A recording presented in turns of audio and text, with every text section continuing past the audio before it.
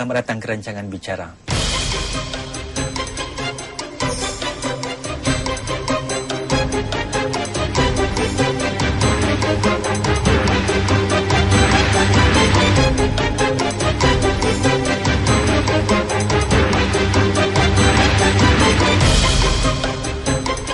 Seorang tokoh korporat Melayu menjadi tamu bicara malam ini. Beliau contoh yang membuktikan jika ada kemahuan, tiada yang mustahil. Iaitu daripada seorang remaja yang hanya lulus 3 GCEO, beliau kini berdiri begitu tinggi dalam dunia korporat selaku seorang pengarah urusan syarikat berbilang negara DHL. Itulah kejayaan anak jati Singapura bernama Abdul Rahim Tahir ini yang merupakan di antara segelintir tokoh korporat Melayu tempatan yang boleh dibanggakan kerana cemerlang di persada antarabangsa.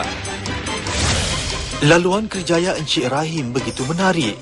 Beliau pada awalnya pekerja penghantar surat sahaja. Namun perlahan-lahan beliau mendaki tangga demi tangga kerjaya dalam industri logistik.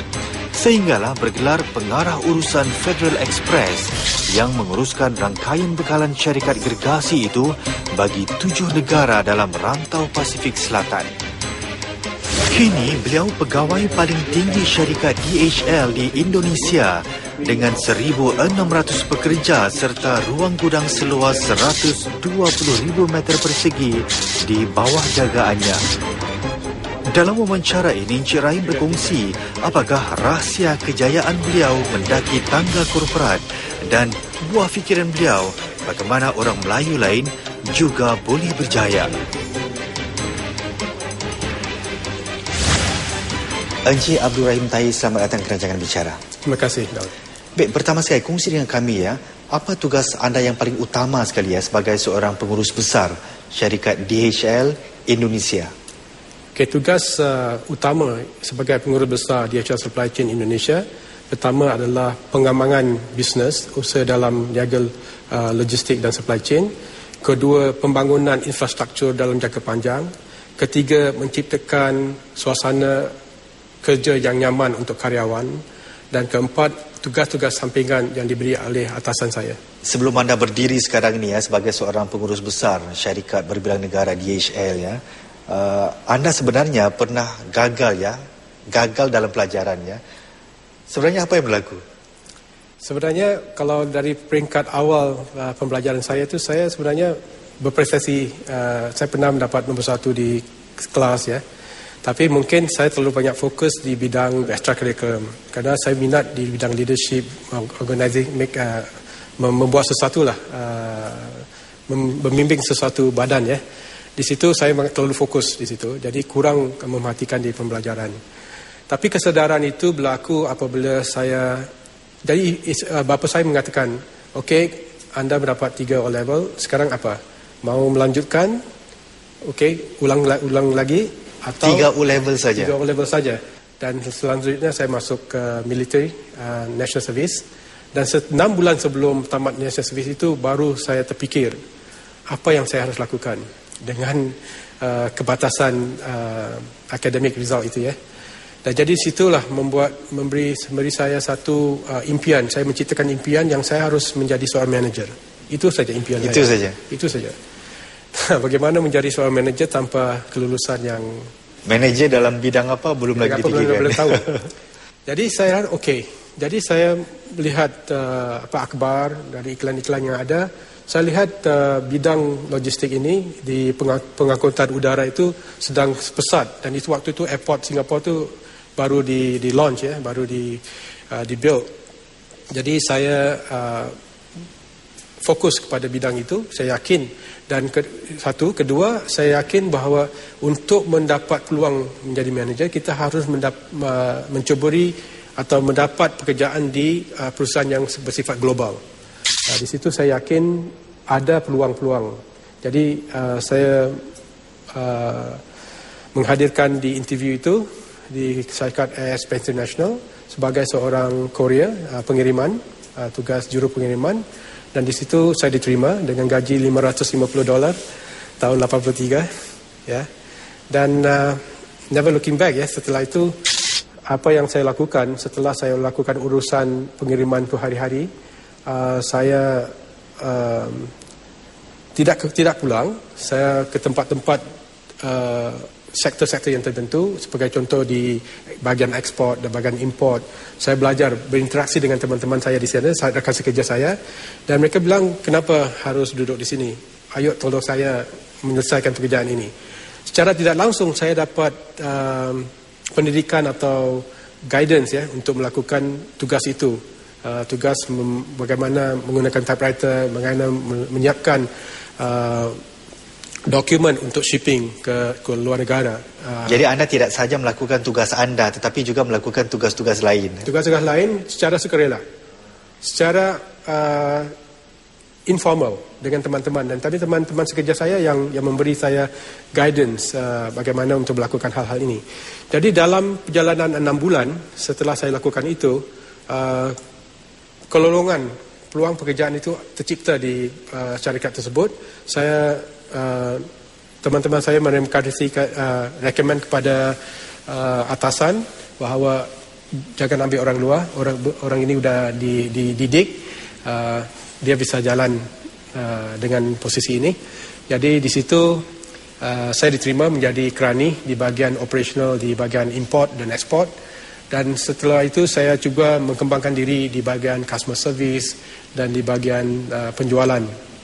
Di bahagian penjualan itu sebenarnya saya dipaksa. Setelah itu saya dapat promotion. Saya melakukan hal itu dengan cukup gigih. Saya dinaikkan jawatan ke supervisor dan ke manager operation. Sales call yang pertama saya lakukan itu, saya ingat company-nya Rockwell Collin di Jurong.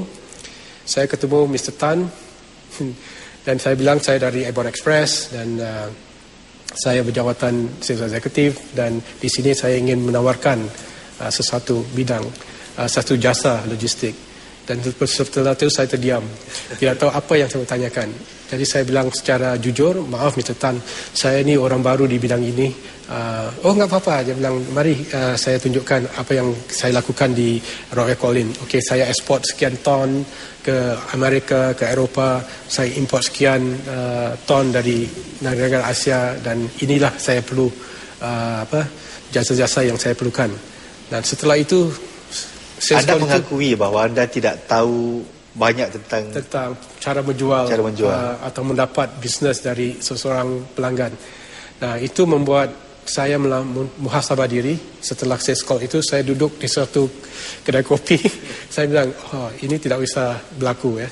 Kalau saya mau sukses, saya harus cari sesuatu yang boleh membantu. Jadi saya pergi ke toko buku MPH di Parkway Parade waktu itu.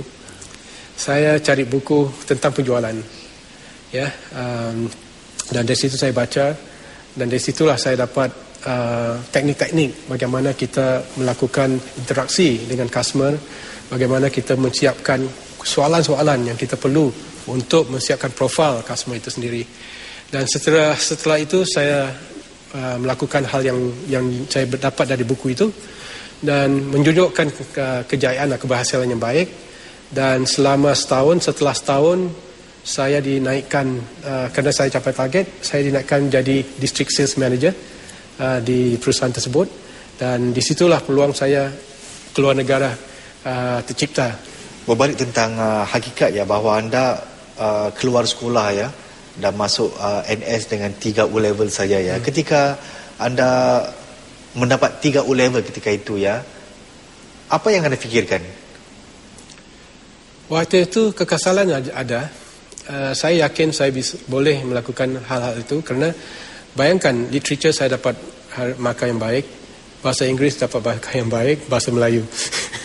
Tetapi yang membuat saya ingin mempertingkatkan pembelajaran saya adalah ketika saya dinaikkan posisi General Manager di Federal Express.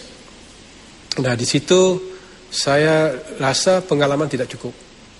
Dan saya rasa sangat kekurangan.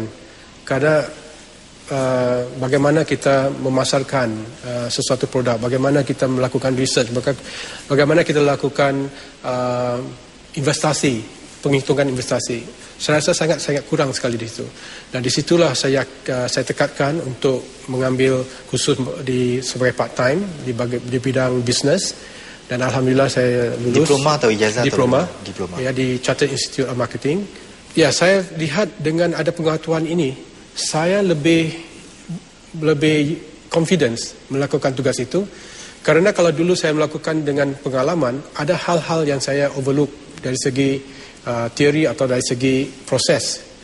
Jadi dengan pembelajaran yang saya dapat, ilmu yang saya dapat, itu melengkapi dan memberi keseimbangan pengalaman dan kemahiran dan knowledge. Dan saya rasa hasil yang saya lakukan itu membuat prestasi pekerjaan saya itu meningkat. Dan di situ saya juga diberi tugas-tugas tambahan dari atasan saya. Dan saya bertekad setelah mendapat diploma, saya langsung melanjutkan ke MBA di University of Hull. Jadi pengalaman anda mengajar ya bahawa walaupun anda bagus dalam satu-satu bidang ya, hakikatnya ia kurang lengkap jika anda kurang mempunyai pendidikan secara formal ya, dari segi diploma, ijazah atau peringkat sarjana juga ya. Ya, jadi itu penting. Itu tidak bisa disangkal. Pendidikan itu sesuatu yang sangat berguna. Dan kita juga dari agama Islam digalakkan melakukan hal itu. Ya, jadi saya anjurkan teman-teman kita yang di luar melakukan hal yang sama.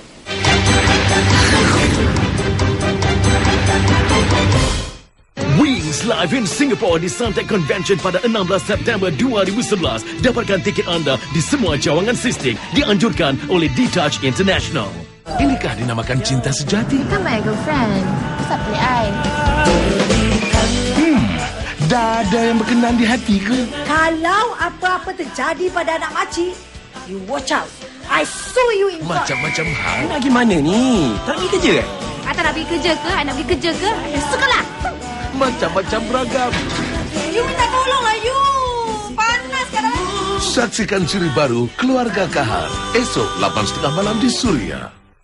Puasa-puasa ni, kau pergi rumah mak janda tu apa halnya? Hasil anak tu kan ada buat kuih kat situ. Dia belajar. Lagi dapat lagi bagus lah bro. Ini nak peluang aku dapat duit pada dia. Mak, saya asli dah tak tolong sikit mak. Mak tolong tengok-tengok kan semua hospital boleh? Ikuti siri terbaru Syahdu di Ambang Syawal pada waktu siaran khas esok 10 malam di Suria. 2 hari lagi ke Perbarisan Hari Kebangsaan 2011, siaran langsung 6.10 petang di Suria. Dapatkan maklumat terkini tentang Hari Kebangsaan 2011 dengan ucapan-ucapan dari artis-artis Mediacorp. Adarkan ucapan Hari Kebangsaan anda, kongsi dan menangi fun pack dan saksikan live streaming Perbarisan Hari Kebangsaan 2011.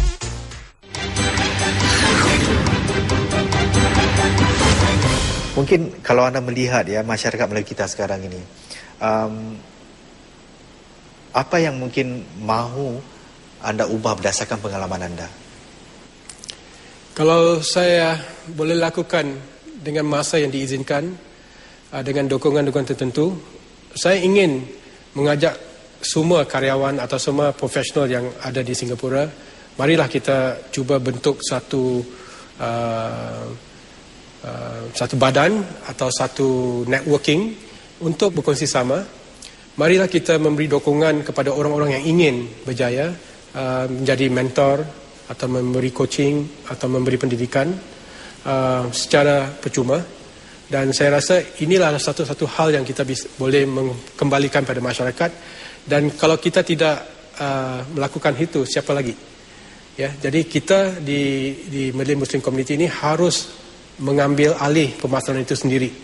Ya, jadi jangan mengharapkan dari kerajaan saja. Kita harus menguasai permasalahan itu sendiri.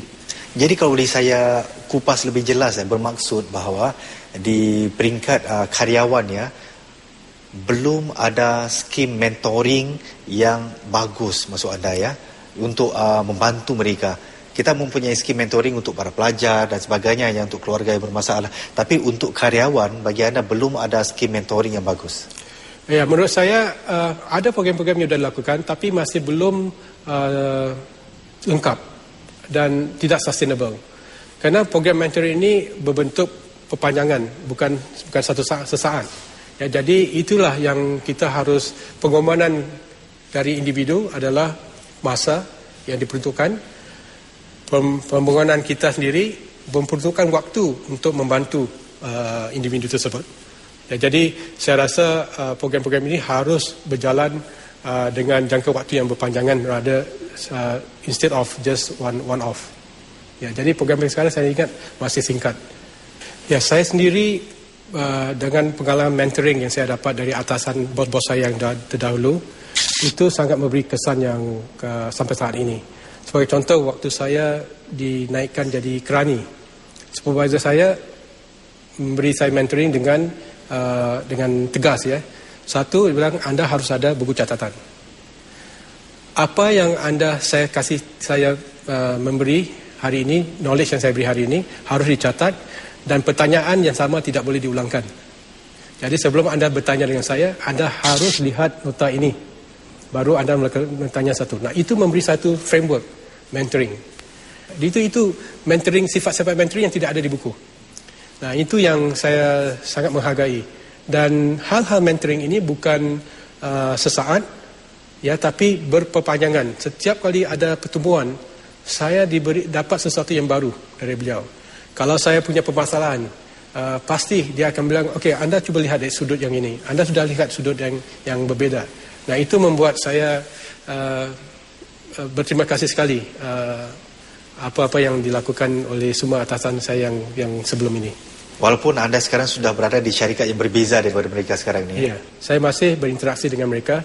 Sebagai contoh, Marco Chan itu adalah seorang managing director di perusahaan yang lama, dan sampai sekarang saya masih berinteraksi dengan beliau, apakah through Skype ataupun telefon atau email. Bermakna satu mentoring ya, yang kedua perlu ada perhubungan yang berterusan ya, yang lebih sukar untuk dikekalkan ya sebenarnya. Benar. Jadi jalinan perhubungan itu harus ikhlas. Tidak ada agenda yang lain. Jadi itu yang membuat setiap perhubungan itu akan berjalan dengan lebih berpanjangan. Baik, melihat daripada kacamata korporat ya, apa agaknya ya dalam pandangan anda masalah-masalah dalam masyarakat Melayu kita ini yang memerlukan huraian segera atau urgent ya? Ya, yang satu saya pikir dari pengalaman saya berinteraksi dengan mereka-mereka ini, satu adalah adaptasi kepada perubahan di luaran. Kedua, mempunyai upaya keinginan untuk buat perubahan pada diri sendiri. Itu saya rasa masih kurang. Jangan beri alasan, jangan menyalahkan orang lain. Okey, lihatlah diri sendiri dan mengambil langkah-langkah yang akan memberi kebaikan. Dan saya yakin kalau kita sabar dan kita istiqamah, konsisten, pasti itu akan berhasil. Karena saya sudah lihat sendiri ada orang-orang yang saya beri peluang menggarap peluang itu dan berhasil. Dan ada yang saya beri peluang tapi tidak tahu prioritize. Sebagai contoh, waktu saya sebagai MD, saya memberi peluang program megang atau internship. Kita ada orang asing dan orang kita. Begitu ada tantangan pekerjaan, kita memberi taklimat dan bilang, okey, kita perlu bekerja lebih dari waktu jam pekerja untuk menyelesaikan masalah ini. Orang kita bilang, oh maaf, saya nggak bisa kerana saya harus berolahraga, ada soccer game. Tapi orang asing ini membuat ini satu opportunity untuk menunjukkan kemahiran dia, talent dia untuk membantu di masalah yang kita hadapi. Dan ini seorang internship ya, belum lagi seorang pekerja. Nah, begitu akhir pekan megang itu, tentu sekali ada pilihan. Evaluasi itu akan berat kerana dari segi behavior, dari segi attitude ya, itu orang-orang asing ini lebih punya jati diri dan lebih punya drive. Orang-orang kita, saya sudah lihat beberapa kali peluang itu tidak dicapai dengan dimanfaatkan dengan baik. Kedua, seseorang itu yang telah diberi peluang, saya mengangkat seorang itu menjadi manager, tetapi dia tetap di peranan doers, melakukan hal-hal yang sifatnya itu memang tugas, tapi sifat-sifat yang lain, mempertekadkan diri, melakukan hal-hal strategik, insightful thinking, itu tidak dilakukan. Lebih senang menjadi seorang pelaku daripada pemikir ya. Pemikir. Nah, ini pasti seperti yang saya katakan di awal, kita perlu bimbingan, kita perlu masyarakat kita ayo bersatu, berilah dukungan kepada mereka-mereka ini. Sebagai contoh, saya punya teman seorang bahasa asing, orang Cina di Makassar. Nah, begitu satu hal yang unik bahasa asing ini adalah dukungan di dalam masyarakat itu sangat kental, sangat kuat. Sebagai contoh, seseorang ini ingin membentuk perusahaan sendiri, tidak punya modal. Jadi Ibu Mika ini seorang Cina, pengusaha yang sukses. Dia mengumpulkan semua teman-teman yang ada. Nah, okey, kita main arisan atau di sini panggil senoman ya. Okey, dan kita kumpulkan dana. Nah, dana ini dibagi kepada seseorang ini yang ingin berusaha dalam bidang pengumpulan ikan, hasil laut. Nah, setelah dia akan mencicil atau membayar arisan ini sampai sampai hutangnya habis. Tapi itu bukan hutang, itu sebentuk pinjaman dan tanpa interest. Nah, di sinilah dokongan-dokongan ini yang kita kurang di masyarakat kita.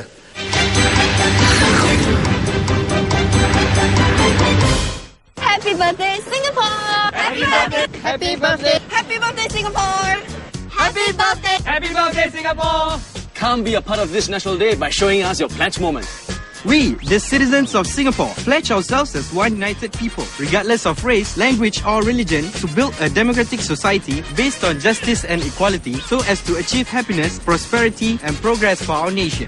That's what they can do. Now show us your pledge moment video today. Filem khas Hari Cuti. Nak anak cara rasmi. Inilah akibatnya kalau tak sabar nak timbang cucu. Sebenarnya korang ni bahlul, sandul, tolol, bakul. Macam-macam cara dilakukan. Ini osak ni punah ni budak ni. Sampaikan si suami disuruh cari isteri kedua. Abang boleh cari sendiri tapi Zura yang pilih. Siap dengan calon-calonnya. Rumah baru. Tak. Ni Zura bawa calon-calon isteri tak abang? Calon. Dapatkah mereka menyelesaikan masalah ini? Saksikan Otai Selasa 10 malam di Suria. Dibawakan untuk anda oleh House Brand Curry Powder and Spices.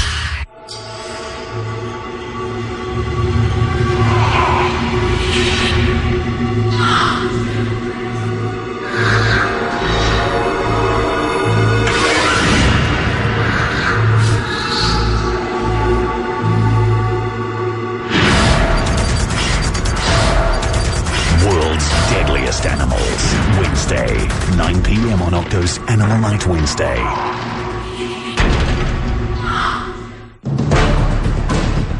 Kalau kau sakit, siapa nak kasih budak-budaknya makan? Siapa nak menampung pelajaran diorang semua? Ya?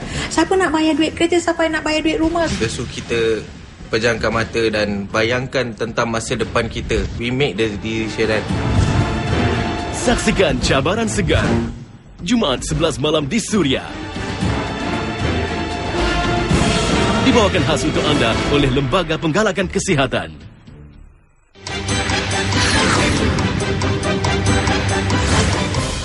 Encik Rahim Tahir, sebenarnya apa ya passion atau minat anda yang paling mendalam sekali? Kalau sekarang ini, pendidikan. Setelah saya dapat pengalaman dan setelah banyak membaca buku, saya rasa pendidikan itu penting. Dan di sini saya akan, kalau setelah saya bersara, saya akan terus di bidang ini, bidang pendidikan. Mengajar. Dan sejak tahun 1998, saya telah melakukan lecturing sebagai sambilan di NTU di bidang logistik. Dan sekarang saya telah membentuk satu sekolah logistik di Indonesia. Dan Alhamdulillah telah ada 20 mahasiswa yang telah lulus tahun lalu, dan tahun ini ada lagi 20 yang akan selesai kuliah di akhir tahun. Dan di sini saya lihat adalah kita juga harus lihat ke depan. Setelah berumur, setelah bersara, apa yang kita bisa lakukan. Jadi saya rasa ilmu, pengalaman sangat membazir ya kalau kita tidak bisa memberi kepada, men-share atau berkongsi sama kepada masyarakat. Jadi di situ saya rasa itu ada satu pulangan yang saya boleh lakukan kepada masyarakat umum. Sebenarnya apa yang seseorang perlukan ya untuk mendaki tangga korporat seperti yang telah anda lakukan? Nah, ini sangat penting. Mungkin di sini saya promotion itu sebenarnya kita harus create. Kalau anda lihat dari awal perjalanan kerjaya saya atau pekerjaan saya diangkat itu bukan kerana saya dilihat oleh seseorang atau saya bilang ke bos saya harus dipromosi.